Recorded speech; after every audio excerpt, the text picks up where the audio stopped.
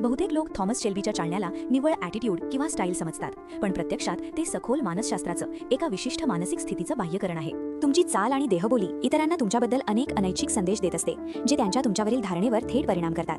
आज आपण यामागील विज्ञान समजून घेऊया. पहिलं, तुमची ठेवण म्हणजे पॉस्चर नेहमी सरळ आणि सजग ठेवा. शरीर भाषा विज्ञानानुसार ताठ देहबोली आत्मविश्वासाचं बाह्य प्रदर्शन आहे. जर तुम्ही झुकून खांदे पाडून चाललात तर समोरच्या व्यक्तीवर तुम्ही कमकुवत किंवा असुरक्षित असल्याचा अनैच्छिक संदेश जातो. सरळ पॉस्चरमुळे तुमची ऊर्जा आणि मानसिक नियंत्रण वाढते. दुसरं, तुमचे हात नैसर्गिकरित्या सैल ठेवा. घट्ट किंवा फुगून चालणे अतिआत्मविश्वास किंवा अंतर्गत असुरक्षिततेचे लक्षण वाटू शकतं. न्यूरोसायन्सच्या दृष्टिकोनातून सैल हातांच्या हालचाली तुम्ही शांत आणि नियंत्रित व्यक्ती आहात हे दर्शवतात, तर ताणलेल्या हालचाली अनिश्चितता किंवा अनावश्यक ताण दाखवतात. तिसरं आणि महत्त्वाचं म्हणजे तुमचं चालणं संथ आणि थेट असावं. घाईघाईने चालल्याने मानसिक अस्थिरतेचं प्रतीक ठरू शकतं. मानसशास्त्रीय अभ्यासानुसार संथ आणि हेतुपुरस्कर चालण्याने स्वतःवरचा ताबा आणि आंतरिक शांतता दर्शविली जाते. जलद गती तणावाचा संकेत असू शकते. थॉमस शेल्बीचं चालणं हा केवळ देखावा नाही, तर ही एक विशिष्ट मानसिक अवस्था आहे जी देहबोलीतून प्रकट होते. हे तुमच्या अंतर्गत आत्मविश्वासाचं आणि नियंत्रणाचं बाह्यकरण आहे.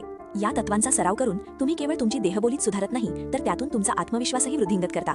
लक्षात ठेवा, खरी ताकद अंतर्गत शांतता आणि नियंत्रणात असते.